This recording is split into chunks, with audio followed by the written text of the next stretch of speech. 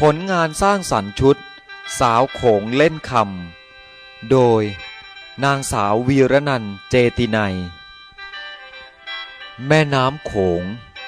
เปรียบเสมือนเส้นเลือดใหญ่ที่หล่อเลี้ยงชีพชาวอีสานมานานหลายชั่วอายุนี่คือปฐมกาลแห่งวิถีการดำเนินชีวิต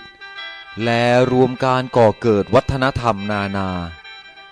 เมื่อการเวลาผันเปลี่ยนสายน้ำโขงยังคงไหลเอิบอาบอย่างเคร่งครึม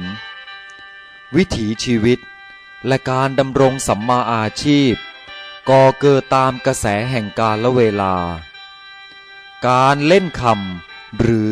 การร่อนหาทองคำเป็นอีกหนึ่งอาชีพของชาวบ้านแถบลุ่มน้ำโขงและสร้างเสริมอาชีพให้ชาวบ้านดำรงอยู่ได้ด้วยกิริยาท่วงท่าของการร่อนการเฟ้นการคัดเลือกหาทองคำผสานกับความขมักเขม้นของหญิงสาวสะท้อนความอดทนต่อสภาพแวดล้อมของหญิงสาวแถบลำน้ำโขงได้เป็นอย่างดีและนี่คือสาวโขงเล่นคำอาจารย์ที่ปรึกษาอาจารย์สุภาพันธ์พงศ์กาญจนพันธ์และอาจารย์ธิดาวันไพรพฤกษ์